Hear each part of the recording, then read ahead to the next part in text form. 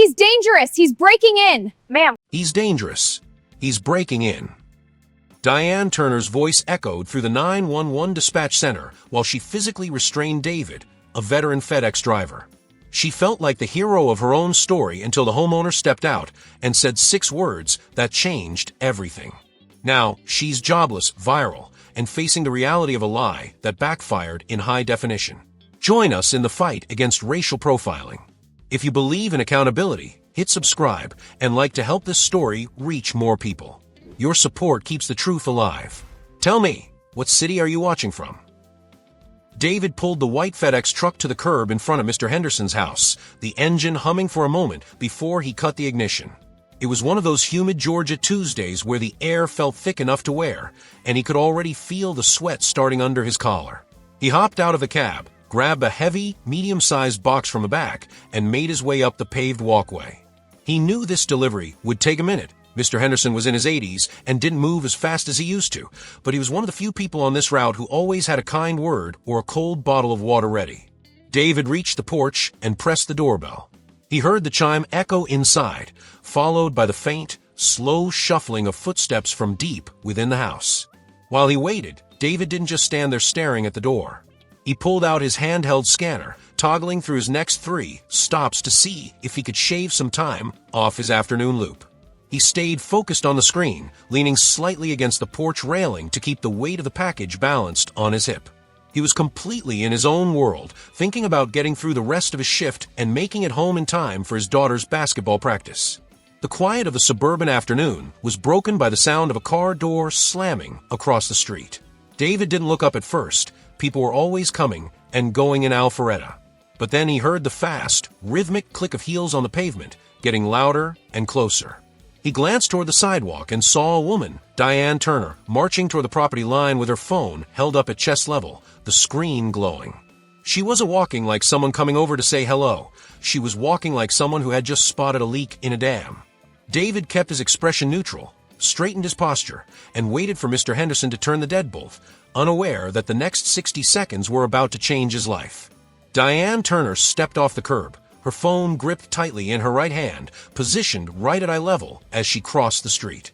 The lens was pointed directly at David's face before she even reached the edge of the driveway. "Can I help you?" she asked. Her voice wasn't neighborly or curious. It was sharp, vibrating with a practiced authority that made the question feel like a legal summons. David didn't flinch. He looked up from his scanner, shifting the weight of the box. "Just delivering a package for Mr. Henderson, ma'am," he replied, keeping his tone even and professional. She didn't lower the phone. She stepped closer, invading the space he was trying to maintain on the porch. "I didn't see a truck pull up," she lied, even though the massive white FedEx vehicle was idling less than 30 feet away. "We've had a lot of deliveries lately that turned out to be people scouting houses. I need to see some identification." David took a breath, feeling the heat of the afternoon sun and the unnecessary tension she was radiating. He tapped the embroidered logo on his purple shirt and then gestured toward the truck parked at the curb. "I'm with FedEx, ma'am. My ID is the truck, the uniform, and this package with Mr. Henderson's name on it." Diane's eyes narrowed, but she didn't look at the truck. Her focus remained on the camera screen, as if she were performing for an invisible audience. "I'm not talking about your work badge. I want to see your driver's license. I want to know who you really are and why you're hanging around this doorstep when no one is answering." David felt the first ripple of genuine frustration, but he didn't let it show. He knew that handing over his personal driver's license to a random stranger on a sidewalk wasn't part of the job description, and it certainly wasn't a requirement for being a black man on a delivery route. "I'm not showing you my personal ID, ma'am," David said firmly but quietly. "I'm a commercial driver on a recorded route. I've already rang the bell, and I'm waiting for the homeowner to sign for this delivery." He tried to turn back toward the door, hoping Mr. Henderson would finally appear and end the interaction. But Diane stepped into his line of sight again, her phone now inches from his shoulder. "If you live here and you're supposed to be here, you wouldn't be so defensive," she snapped. David just shook his head slightly, his eyes fixed on the door. "I'm not being defensive," he said. "I'm just doing my job, ma'am. And right now, you're interfering with it." Diane's face contorted, the calm facade of a concerned neighbor vanishing as she realized David wasn't going to be intimidated by her camera. "You're casing the place, I know it," she barked, her voice rising to a pitch that carried down the quiet street. "You're waiting for him to open the door so you can force your way in. I've seen this on the news."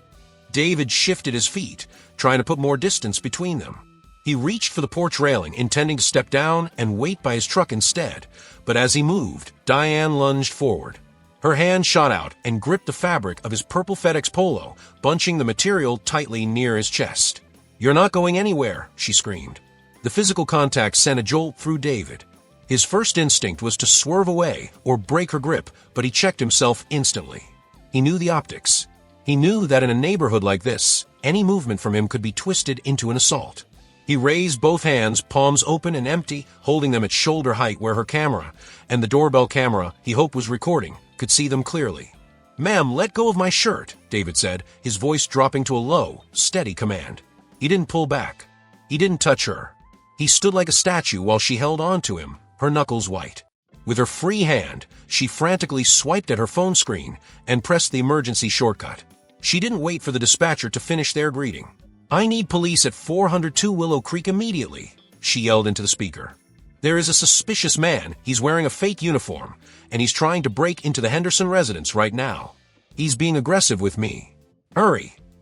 David looked directly into the lens of her phone, then up at the small black bubble of the Ring camera mounted beside the door. "I am not breaking in, and I am not being aggressive," he said clearly, addressing the recording. Diane was shaking now, her grip on his shirt tightening, as if she were the one being held captive. "He's trying to get away," she lied to the dispatcher, even though David hadn't moved an inch since she grabbed him. "Please, he's dangerous. Just get someone here." David closed his eyes for a second, listening to the distant, faint sound of a deadbolt finally turning behind the door, hoping Mr. Henderson was about to witness the reality of the situation before things spiraled any further.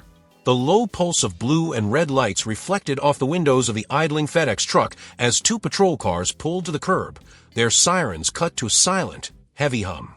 Diane didn't wait for the officers to exit their vehicles. She began shouting toward them the moment the doors opened. "Right here. I have him. He's trying to get inside," she cried out, her voice cracking with a frantic, manufactured urgency. She was breathless, still clutching a handful of David's purple shirt, her finger pointing at his face, as if she were identifying a fugitive. David stood perfectly still, his hands still raised in the air. He didn't make a single sudden movement as the two officers approached the porch, their hands resting cautiously near their utility belts. "He's got a fake box. He won't show ID." Diane continued to yell, her face flushed with the adrenaline of the moment. One officer began to ask David to step away from the woman, but before he could finish the sentence, the heavy front door finally creaked open. Mr. Henderson stepped out onto the porch, leaning heavily on his wooden cane, his brow furrowed in deep confusion as he took in the scene of police officers, a shouting neighbor, and his regular delivery driver held by the collar.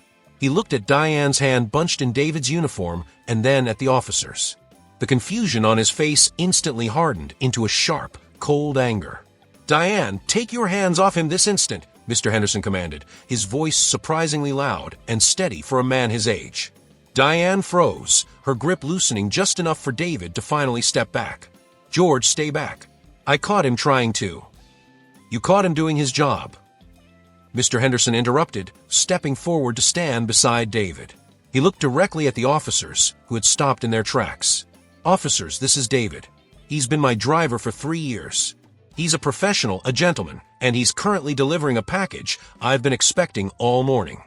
He turned his gaze back to Diane, who was now staring at him with her mouth open, her phone still recording a reality that was rapidly falling apart. "What is wrong with you, Diane? Have you lost your mind?" The tension on the porch shifted instantly. The officers lowered their stance, their focus moving from David's empty hands to Diane's trembling ones. "Is this true, ma'am?" the lead officer asked, his tone shifting from tactical to skeptical. Diane started to stammer, trying to find a way to pivot her story, but the weight of the moment was already crushing her narrative. David finally lowered his hands, took a slow breath of the humid Georgia air, and looked down at the package he was still holding, the box that was supposed to have been a simple delivery, but had instead become the centerpiece of a neighborhood scandal. The lead officer didn't take Diane's word for it. Instead, he followed Mr. Henderson inside to review the Ring doorbell footage. On the porch, the silence was heavy, broken only by the distant hum of David's idling FedEx truck. Diane stood by the railing, her phone finally lowered, her face pale as she realized the recording she had started was now the secondary evidence. A few minutes later, the officer returned, his expression grim. He had seen the entire sequence, David standing patiently, Diane's unprovoked approach, the moment she grabbed his shirt, and the high-pitched lies she fed to the 911 dispatcher while David stood with his hands raised. The officers didn't arrest David. They didn't even ask for his personal ID anymore. Instead, they took a statement from Mr. Henderson and warned Diane about the legal ramifications of filing a false police report and physical harassment. By the time David pulled away to finish his route, Mr. Henderson had already downloaded the clip. He told David he wasn't going to let this go. That evening, Mr. Henderson's grandson posted the footage to TikTok and X with a simple caption. Our FedEx driver David is a hero for staying this calm. Our neighbor Diane is a nightmare. The video hit the internet like a match to dry grass. By Wednesday morning, the view count hit 2 million. The comments sections were flooded with people identifying the street, the neighborhood, and eventually Diane herself. Her exclusive digital footprint didn't protect her. Internet sleuths quickly found her professional profile on LinkedIn, linking her to a prominent high-end marketing firm in downtown Atlanta. By Wednesday afternoon, the story had jumped from social media to the local news. Diane's employer didn't wait for a formal investigation. The marketing firm saw the footage of their senior account manager physically restraining a delivery driver and lying to emergency services, a direct contradiction of the inclusive brand image they spent millions to cultivate. Before the sun set on Wednesday, the company issued a public statement on their social media pages. It was short and final. They had seen the video, the behavior was unacceptable, and Diane Turner was no longer employed with the firm. David's phone didn't stop buzzing with support, while Diane's phone remained dark, her professional life erased by the very recording she thought would be her weapon. The fallout for Diane didn't stop at her office door. In the days following the incident, she became a ghost in her own neighborhood, the exclusivity she once bragged about now acting as a cage of quiet judgment. Meanwhile, David's life took a different turn. FedEx recognized his extraordinary restraint with a formal commendation, and the local community rallied to show him the respect Diane had tried to strip away. People on his route began leaving snacks, cold drinks, and handwritten notes of gratitude, turning a moment of targeted hostility into a movement of collective support.